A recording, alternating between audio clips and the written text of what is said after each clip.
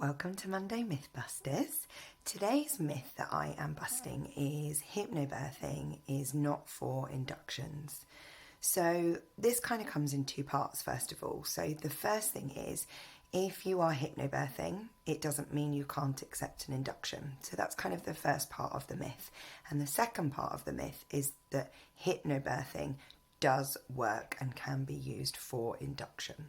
So the overall myth is around hypnobirthing being used for inductions. So first of all, if we take the first part around accepting inductions. So hypnobirthing isn't about refusing an induction. What it is about gathering all the information so that an induction is the right thing for you. So it's asking all those questions around, why am I being suggested an induction?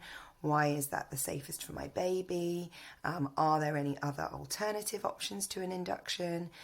Because unfortunately we are in a little bit of a culture for pushing for induction around things that perhaps if you do your research, you might feel it's not a reason enough for induction. And again, that is solely your choice. What we're here to teach you is ask lots of questions, get all the information, and you decide whether an induction is right for you. So often it's suggested if your baby is too big, if your baby is too small, if you are of a certain age, and around your due date. So if you're nearing your due date or if you're over your due date. And all of those things are myths and information all on their own. But the suggestion really from hypnobirthing is, if you're being suggested an induction, understand why, and then go away and do your research and see whether actually it's enough evidence and benefits for you and baby to accept the induction. And if you're feeling like you should accept the induction, then that's definitely the right thing for you.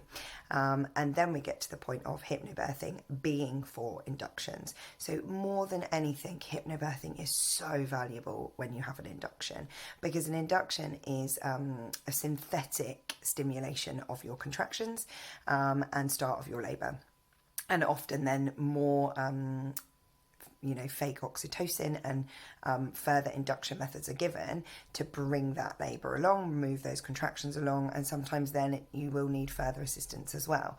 So hypnobirthing is going to give you all the tools and techniques to ride that induction journey. So it's going to support you with your breathing and positioning to try and help when you are getting that synthetic hormone, that oxytocin drip, or pessaries, whatever it might be, however they start your induction and move it along.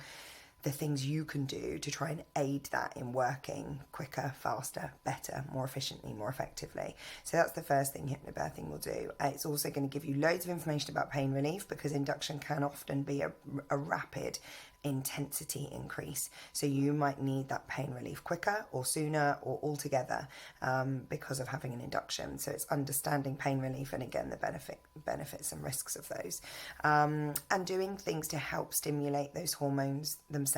So anything that can aid the production of things like oxytocin is going to help your contractions. So hypnobirthing is going to give you lots of information around that as well to kind of support that induction. So more than anything, hypnobirthing is so valuable if you end up going down the induction route. And it's also there to support you in making a choice whether you want an induction or not. So hopefully that is super, super clear. Hypnobirthing is 100% for inductions. It will really help you if you choose to have an induction, and it will support you in giving you all the information you need to make a choice whether you want an induction or not. So I hope that's been useful today. Happy Monday, and I will see you next week.